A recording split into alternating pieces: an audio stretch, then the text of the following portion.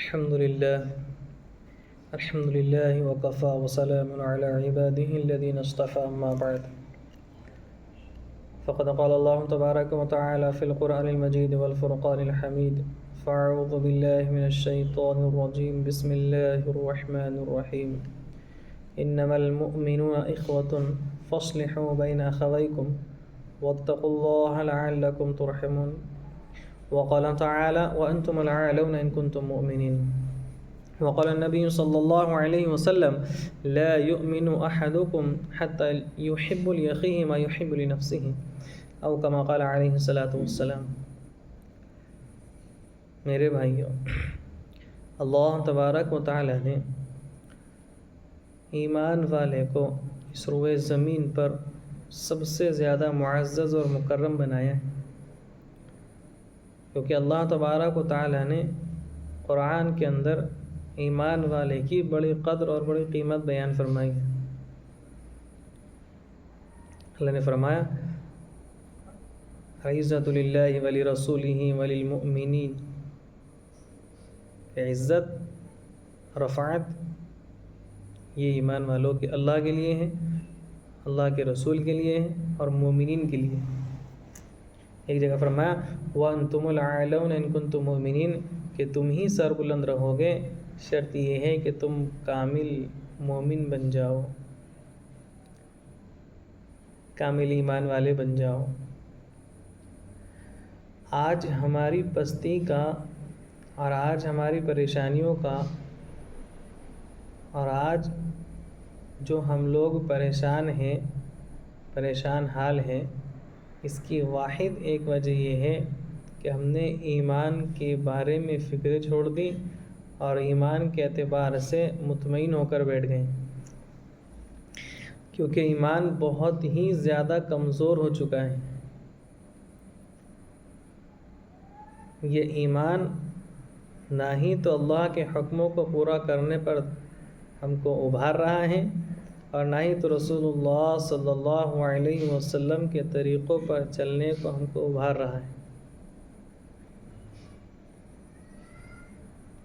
سب سے واحد اور سب سے بنیادی وجہ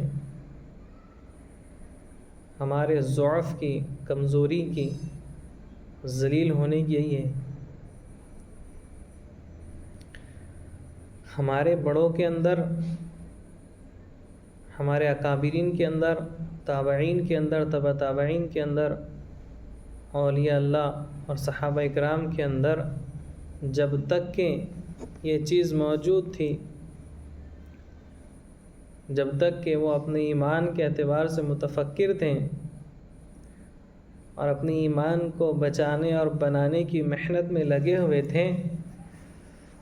تو وہ لوگ پوری دنیا کے اوپر غالب تھے۔ اللہ تبارک و تعالیٰ کی مدد انہوں نے اپنی آنکھوں سے دیکھی تھی، اور آج ہم لوگ اپنے ایمان کے اعتبار سے،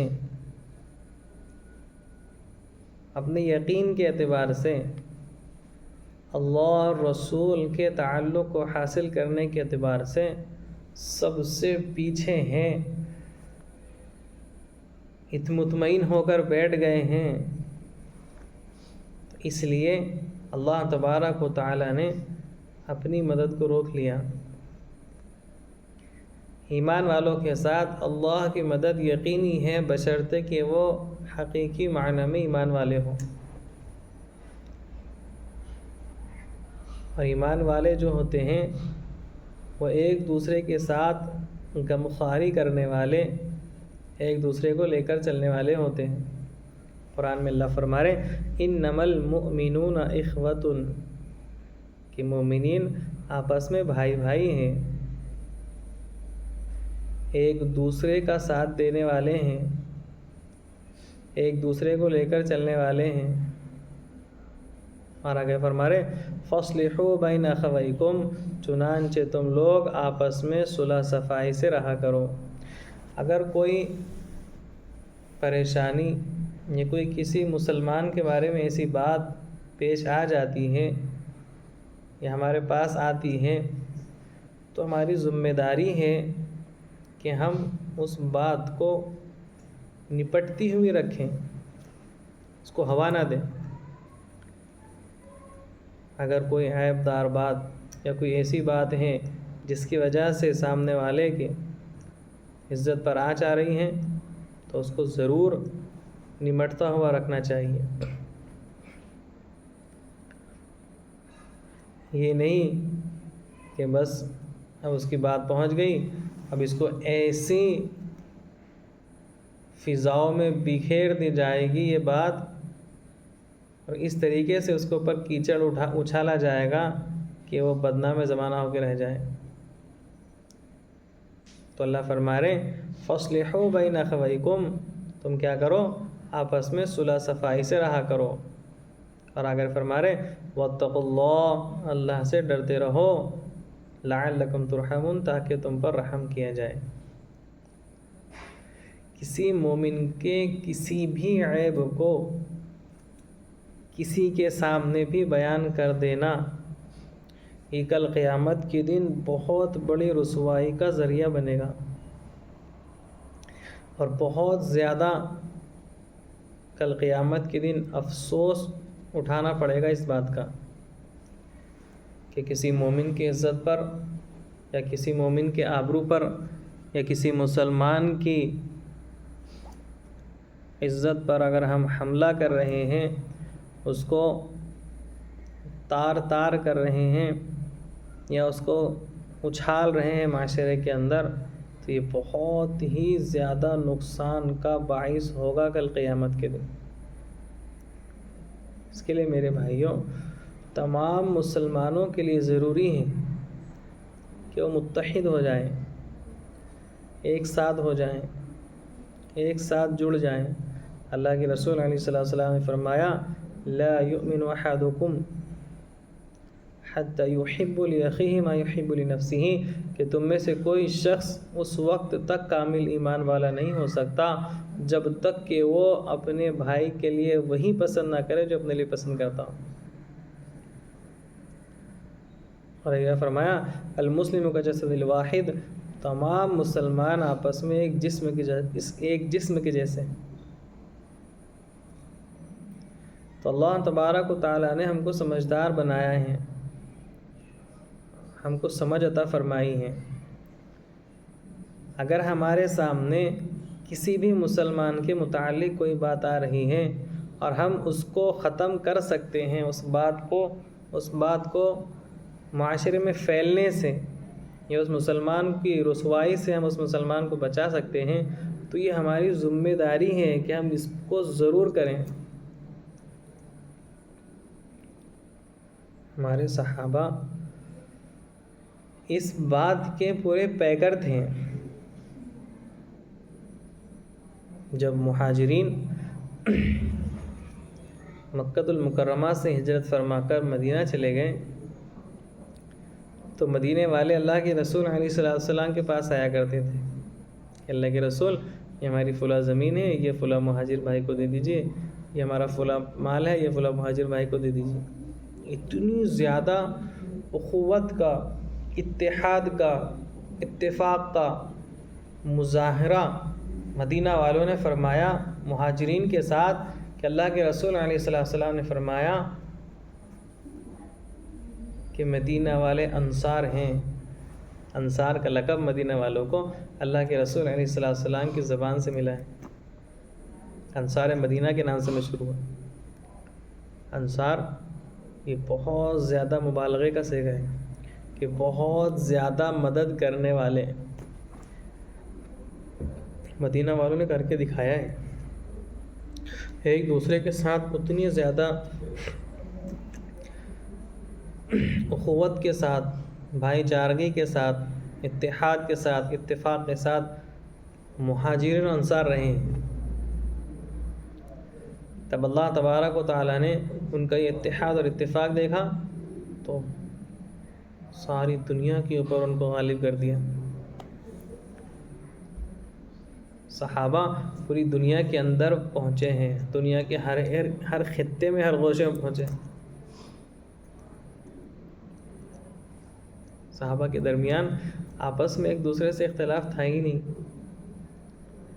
ایک دوسرے سے چھینا چھپٹی کھینچا تانی تھی ہی نہیں، وہ تو ہمیشہ ایک دوسرے کے سپورٹ میں ہوتے تھے، ایک دوسرے کے ساتھ دیا کرتے تھے، ہر پریشانی میں، ہر حال میں، ہر تکلیف میں ایک دوسرے کے سپورٹ میں تھے۔ آج ہماری تنزلی کا اور ہماری ضلالت کا اور ہماری اس حالات سے دوچار ہونے کی صرف واحد وجہ یہ ہے کہ آج ہمارے دلوں میں ایک دوسرے سے پھٹن ہے۔ اگر ہم میں سے کوئی کسی حال میں مشغول ہو جائے، کسی پریشانی سے دوچار ہو، تو ہم اس کے سپورٹ کے لیے نہیں بڑھتے آگے، ہم اس کے ساتھ اخوت اور بھائی چارگی نہیں دکھاتے۔ جب ہمارے دلوں میں ہی آپس میں ایک دوسرے سے پھوٹ ہوگا، چھوٹ چھٹا ہوگا، ایک دوسرے کے ساتھ اتنا زیادہ شدید اور شدت کا معاملہ ہوگا تو اللہ کی مدد نہیں آ سکتی۔ اللہ تبارک و تعالی ہم لوگوں کے ساتھ صحابہ والا معاملہ نہیں کر سکتے۔ ہم تو بڑھ گئے، کہیں تو بڑھ گئے فرقوں کے نام پر، کہیں بڑھ گئے موقف کے نام پر، کہیں بڑھ گئے جماعتوں کے نام پر، کہیں بڑھ گئے تنظیموں کے نام پر، اور ہمارے اس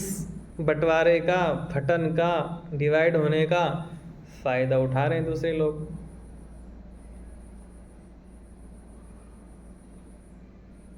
کچھ تو کدھر بھاگتے ہیں، کچھ کدھر بھاگتے ہیں۔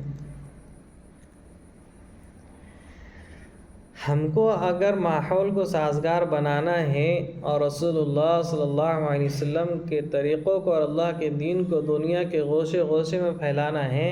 تو تمام امت مسلمہ کو متحد ہونا پڑے گا، تاکہ جو دشمنان اسلام ہیں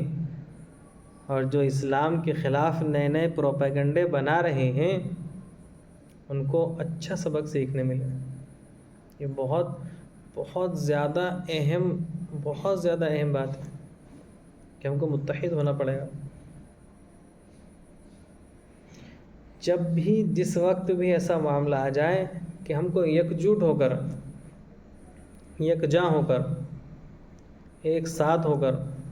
کوئی فیصلہ کرنا ہے تو ہم بالکل اس میں یہ نہ سوچیں کہ یہ تو فلاں ہے، وہ فلاں ہے، ہم ان کے ساتھ نہیں ہو سکتے اور ہم ان کے ساتھ وہ نہیں کر سکتے، ہم کمپرومائز نہیں کر سکتے۔ یہ تو بالکل پرلے درجے کی جہالت جس شخص کے اندر ہوگی وہ ایسے موقع پر یہ بات کرے گا، ورنہ جو سمجھدار ہوگا، عقل سلیم رکھتا ہوگا، حالات کی گمبھیرتا کو سمجھتا ہوگا، وہ ایسے موقع پر ایسے باتیں کر ہی نہیں سکتا۔ تو یہ ہماری سب سے بڑی ذمہ داری ہے، بہت بڑی ذمہ داری کہ ہم متحد ہوں، ایک ساتھ ہو جائیں، یکجوٹ ہو جائیں، تاکہ باطل کے منہ پر چماٹ پڑے، اور جو دشمنان اسلام ہیں، اسلام کو ختم کرنے کی سازشیں جو کر رہے ہیں ان کو منہ کی کھانی پڑے، ان کو احساس ہو کہ نہیں، یہ قوم لگے گی تو ایسے ہی کہ الگ الگ ہیں، لیکن جب بات ان کے قرآن پر، ان کے رسول پر، ان کے اللہ کے حکموں پر آ جاتی ہیں تو یہ بہت متحد ہو کر آگے بڑھ جاتے ہیں۔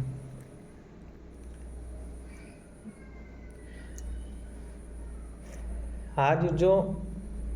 یہ باطل طاقتیں منہ اٹھا رہی ہیں اور رسول اللہ صلی اللہ علیہ وسلم کی شان میں گستاخیاں ہو رہی ہیں، یہ ہماری متحد نہ ہونے کی بنیاد ہے۔ اگر ہم ایک ساتھ مل کر، ایک ساتھ ہو کر اپنا اقدام کریں تو یقین جانو